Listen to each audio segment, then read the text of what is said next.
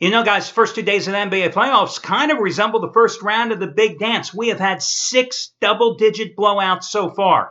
5 of them by favorites. The only dog doing so, that, of course, Indiana, trumping Toronto in game number 1 on Saturday. Overall, the favorites have covered 5 of the 8 games being played. And again, those 5 favorites that have covered, the Spurs, the Heats, the Clippers, the Thunder, the Warriors, have all won by double-digit margins.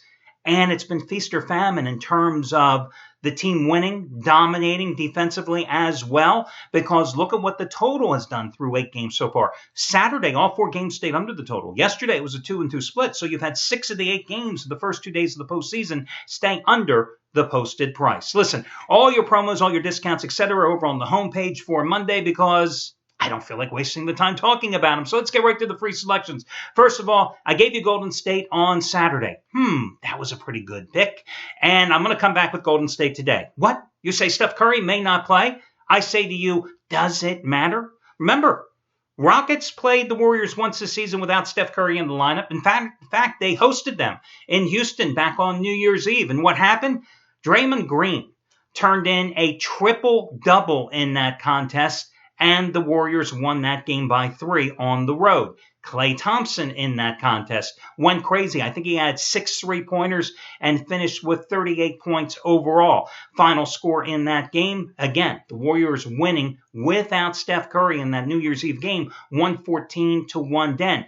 And Green, 10 points, 11 rebounds, 16 assists. Hell, they started Sean Livingston instead of Curry, and he had 13 points in the game, and Livingston would start again tonight if Curry's not available. And listen, Steve Kerr, the coach of the Warriors, has a dilemma here. Do you play Curry because you know Curry wants to play tonight, or do you say, let's err on the side of caution, keep him on the bench, we've got a long playoff road, and we just toyed with the Rockets in game number 1.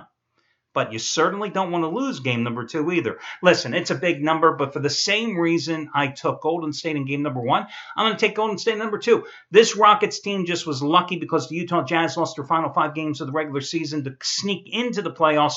But you look at this Rockets team. You want to blame Kevin McHale early? Well, they did. They got rid of him. Did the coaching change make a difference? No. The Rockets are what they are. And what they are is an extremely poor defensive team. A team that gives 106 points a game up on average.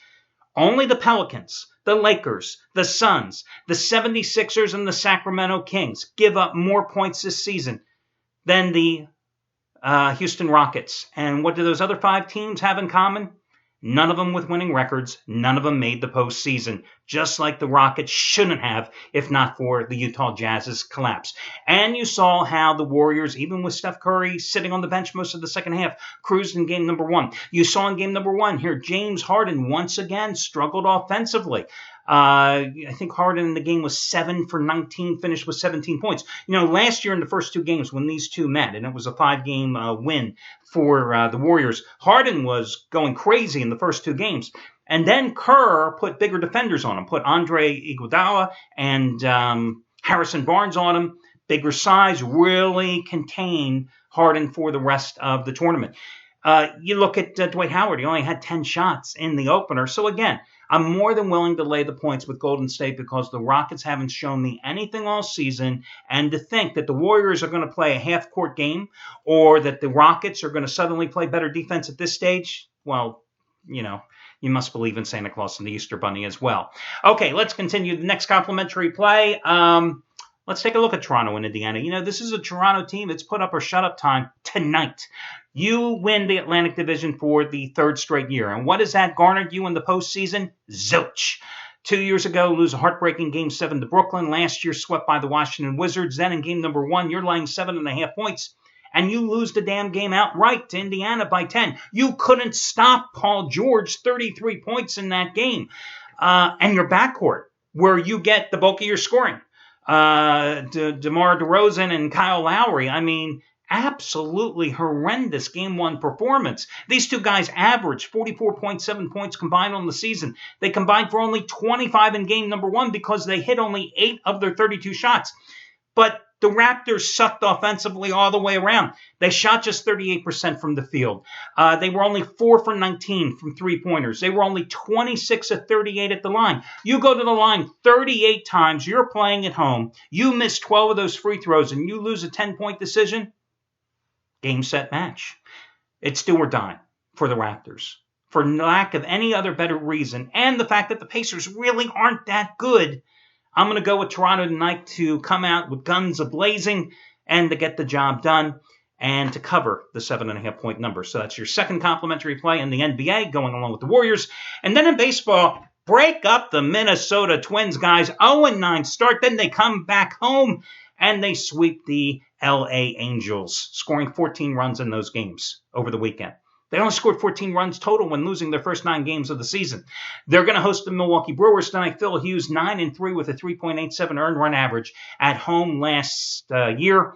He only got 2 runs of support in his first 2 starts this season. He didn't pitch that well, but he didn't pitch that badly either. Chase Anderson going for Milwaukee hasn't allowed an earned run, in his first 2 starts, and the Brewers have won both of those 2 starts.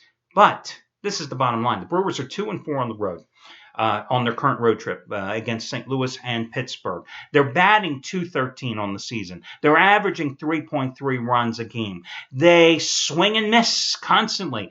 Padres lead the National League in strikeouts, 128. Brewers are number 2, 114. So I'm going to go with the Twinkies at home, minus $1.40, and this one is your third complimentary play for Monday's card. So Minnesota Twins, Golden State, and the Toronto Raptors to show up tonight. Those are your 3 free plays, and I'll catch you again on Tuesday when we do this one more time.